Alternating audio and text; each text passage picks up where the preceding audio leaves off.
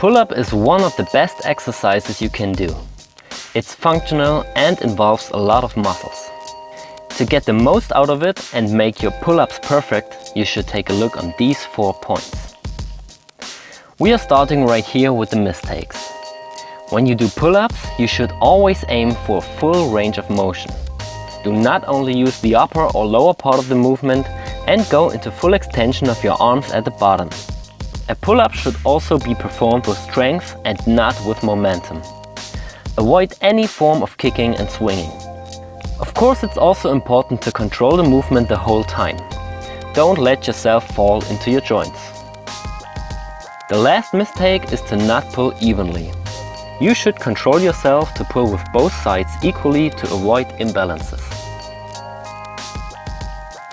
The next point is the width of your grip.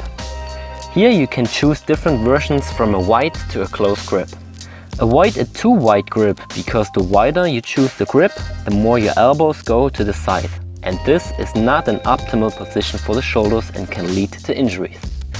When you choose a narrow grip, your elbows stay close to the body. This is not bad at all, but to target your latissimus optimally, you should choose a grip which allows you to do a mix of extension and adduction. With this arm movement, you will target your lats in an optimal way. A shoulder wide or little more than shoulder wide grip is optimal for that movement. Of course, you can also use other grips for your pull-ups, like the chin grip or a neutral grip. The different grips will work different parts of your arms more or less, and also have a little influence on your back. The next point is often neglected but very important. It's about the shoulder blade movement. A pull-up isn't just about bending your arms.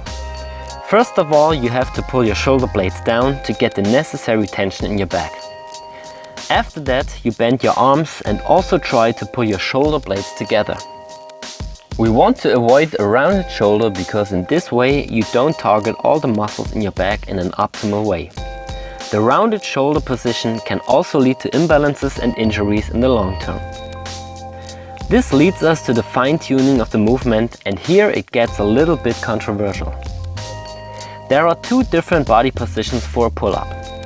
Some people prefer the straight, or also known as the hollow body pull-up, and some prefer the arched back pull-up. The straight pull-up has the advantage that you work your core, because you tilt your pelvis backwards, and with that you engage your abs. The negative thing about this movement is that it can be counterproductive for your back engagement. When you tilt your pelvis and engage your abs, you trigger your anterior muscle chain. But the actual goal of a pull-up is to activate your posterior chain in your upper body. It is possible to do both at the same time, but it's very hard and often leads to a suboptimal movement. Now when you do the arched back pull-up, you just focus on the whole posterior chain, because you allow your spine to go in a complete extension instead of opposite movements during the movement.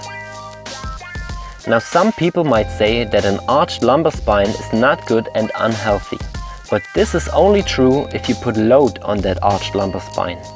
During the pull-up, you have no load on your spine, but you actually relieve the load from it. So this is an active arch position, which is not bad at all. When it comes to the position of your legs, it's possible to cross them or not. If you cross your legs, it will be easier to stabilize the movement.